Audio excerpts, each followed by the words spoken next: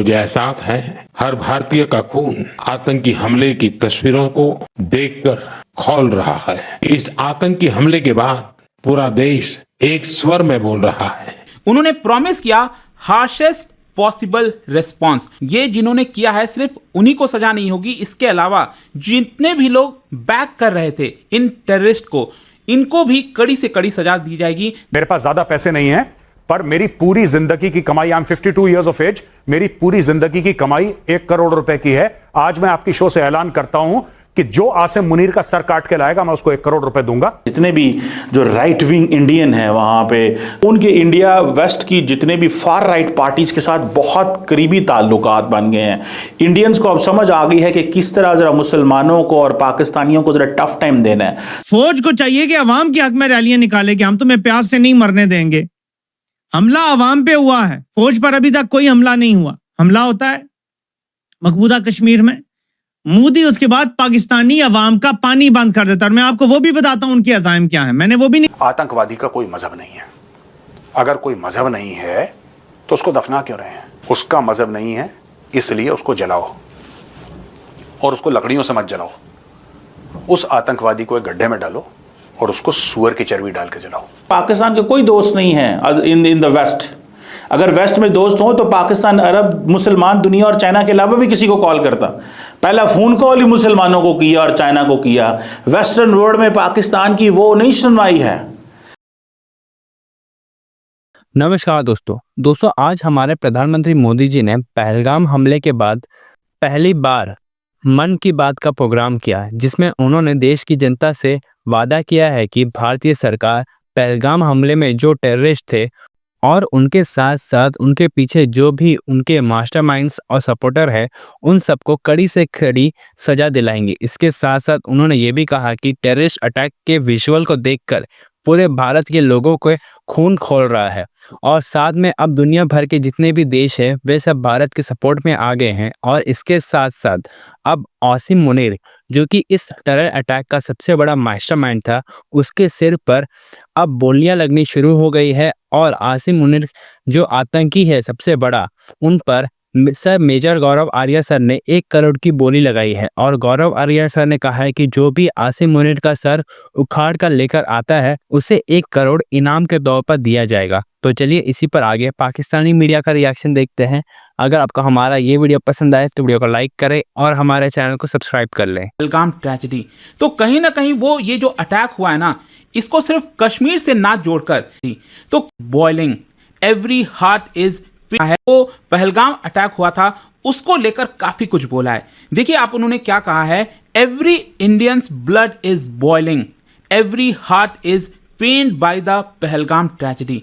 तो कहीं ना कहीं वो ये जो अटैक हुआ है ना, इसको सिर्फ कश्मीर से ना जोड़कर जो भारत की यूनिटी और प्रोग्रेस है ना, उसकी जो सोल और स्पिरिट है, उससे उन्होंने जोड़ दिया है। मतलब ये अटैक सिर्फ एक कश्मीर के एक पर्टिकुलर पॉइंट पर नहीं हुआ है, ये पूरे भारत के ऊपर अटैक है। तो यहां पर इसी को लेकर उन्होंने कहा कि हम जस्टिस दिलाएंगे। उन्होंने प्रॉमिस किया हार्शेस्ट पॉसिबल रेस्पॉन्स, और उन्होंने स्ट्रेस किया है कि सिर्फ परपिट्रेटर्स ही नहीं, ये जिन्होंने किया है सिर्फ उन्हीं को सजा नहीं होगी, इसके अलावा जितने भी लोग बैक कर रहे थे इन टेररिस्ट को, इनको भी कड़ी से कड़ी सजा दी जाएगी, भले ही वो भारत में हो या फिर अब्रॉड हो। अब आप समझ रहे हो ना, अब्रॉड, अब डायरेक्टली वो पीएम है, डायरेक्टली वो पाकिस्तान का तो यहाँ पर नाम नहीं लेंगे, लेकिन उन्होंने कहा है कि इंडिया एंड अब्रॉड, तो इससे आप समझ जाइए उन्होंने कह दिया है कि उनके खिलाफ बड़ा एक्शन लिया जाएगा। साथ ही साथ उन्होंने कहा है कि जो जस्टिस है, it will not only be done but seen to be done. कई बार आपने देखा होगा ना, जो लॉयर्स वगैरह हैं या फिर लॉ में कई बार इस तरह के सेंटेंस रिपीट किए जाते हैं और कहा जाता है justice should not be only done but it should also be seen to be done. मतलब मान लो जस्टिस हो गया लेकिन किसी को लग ही नहीं रहा है कि जस्टिस हुआ, तो उस जस्टिस का फायदा क्या है? हमें लगना चाहिए, हमें पता होगा कि हाँ ये चीजें हुई हैं। तो आप समझ रहे हो, ये बहुत बड़ा मैसेज है पीएम मोदी जी ने मन की बात के थ्रू यहां पर पूरे देश को दिया है। साथ ही साथ देखिए यहां पर उन्होंने काफी अपना जो इमोशनल साइड है ना, उसको भी दिखाया। उन्होंने एक्सप्लेन किया कि कैसे जो कश्मीर है वो आगे की तरफ बढ़ रहा था, क्या कश्मीर एक्सपीरियंस कर रहा था। उन्होंने 2024-25 का जो रिकॉर्ड टूरिस्ट का इन्फ्लो है उसका आंकड़ा दिया, बताया कैसे 30 लाख विजिटर आए थे, जो कि अभी तक इतिहास में कभी नहीं हुआ। उन्होंने बताया कि कैसे टूरिज्म, हैंडीक्राफ्ट, एग्रीकल्चर की वजह से नए नए जॉब अपॉर्चुनिटीज कश्मीर में खुल रहे थे। इसके अलावा उन्होंने कहा कि कैसे यहाँ पर जो शांति है वो आ रही थी, जो यूथ है वो अलग अलग चीज़ों में पार्टिसिपेट कर रहा था, स्पोर्ट्स, एजुकेशन, एंटरप्रेन्योरशिप में। तो यहाँ पर उन्होंने कहा है कि जो एनिमीज ऑफ पीस है, मतलब वो डायरेक्टली इशारा कर रहे थे पाकिस्तान की तरफ और जो उसके टेरर प्रॉक्सीज हैं उसकी तरफ, कि कैसे ये जो लोग हैं वो डेस्परेट थे कि यहाँ पर जो नॉर्मलसी है उसको हटाया जाए, उसको ब्रेक किया जाए। इसकी तो कोई माफी नहीं है। देखिए, टीआरएफ तो गया, लश्कर तैयबा गया, ये कहीं पर भी बैठा हो हाफिज सईद। अब मैं हाफिज सईद को साफ तौर पे बोलना चाहता हूं कि बेटा उल्टी गिनती अपनी शुरू कर दे, तू तो गया, और तुझे बचाने के लिए जो बीच में आएगा वो भी गया। शहबाज शरीफ को मैं ये बोलना चाहता हूं कि अब समय खत्म हो चुका है। इन्वेस्टिगेशन नहीं करना, बहुत इन्वेस्टिगेशन कर लिया, बहुत तुम लोगों से रिक्वेस्ट कर ली, बहुत बोल दिया कि ये सबूत है, आके देख लो, देखो हमारे पास फोन रिकॉर्डिंग्स है, हमारे पास वॉइस रिकॉर्डिंग्स है, हमारे पास सैटेलाइट इंटरसेप्ट्स हैं, हमारे पास सब कुछ है, लो। तुमने बोला to hell with it, this is just literature, ये कहानियां हैं, अलिफ लैला की कहानियां जो इंडियंस ने गढ़ा रखी। ये तो हिंदुओं ने खुद करा है। ये वहां पे किताब रिलीज हुई 26/11, आरएसएस की साजिश। ये दोस्तों कहानी है पाकिस्तान की। अब भारत ने मन बना लिया इनको ठोकना है अच्छी तरीके से, और ये ठोकेंगे, ये ठोकेंगे। मैं आज की तारीख में जो इनके गले सूख रहे हैं ना, इनकी सरकार, इनके आतंकवादी सब कह रहे हैं कि चलो ये हमने नहीं करा, हमें कुछ लेना देना नहीं है। अब इनको पता लग रहा है क्योंकि इनकी चूड़ियां कसी जा रही हैं, और इनको पता है कि आने वाला तूफान जो है उसकी शक्ल कैसी होगी। अब दोस्तों स्क्रीन पे एक ट्वीट देखिए। ट्वीट मैंने कुछ दिन पहले भेजा था। इस ट्वीट में साफ साफ मैंने सिर्फ एक लाइन लिखी है, that the road to peace in Balochistan passes through Kashmir. पाकिस्तानियों को बड़ी मिर्ची लगी। पाकिस्तानियों ने बोला, यार ये क्या बात कर रहे हो, ये क्या, ये धमकी है क्या? तुम ये कह रहे हो कि अगर हम कश्मीर में तुम कुछ करेंगे तो तुम भी बलूचिस्तान में कुछ करोगे? क्या तुम्हारा ये कहने का मतलब है? नहीं भाई, मैं कोई धमकी वमकी नहीं दे रहा। मैं कौन होता हूं धमकी देने वाला?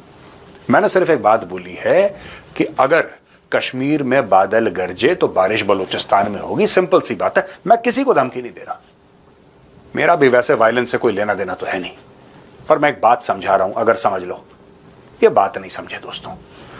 आपको पता है क्या हुआ बलूचिस्तान में? पाकिस्तानी फौज की गाड़ियां जा रही थी, वहां पे घात लगा के बैठा था बलोच लिबरेशन आर्मी का एक ग्रुप।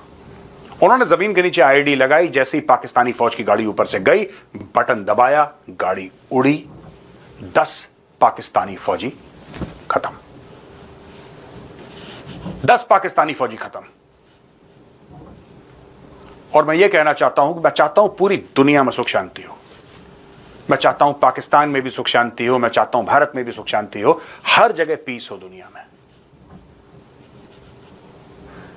मैं यही चाहता हूं सच में। लेकिन शायद बलूचिस्तान के लोग कुछ और चाहते हैं, शायद बीएलए कुछ और चाहता है। अब बीएलए वो तो नहीं चाह सकता ना जो मैं चाहता हूं, तो मैं तो सुख शांति चाहता हूं। पर ध्यान रखना, और पाकिस्तानियों, ये जो ट्वीट है ना मेरा, इसको अपने माथे पे टैटू कर लेना कि जब सवेरे उठ के बाथरूम के शीशे में अपनी शक्ल देखो ना, तुम्हें यह पता होना चाहिए कि the road to peace in Balochistan passes through Kashmir. याद रखना, this tweet will haunt you. ये मैंने बहुत पहले बोल दिया था, और ये बार बार होगा, बार बार होगा, बार बार होगा, और हर बार जब होगा मेरा ये ट्वीट सच साबित होगा।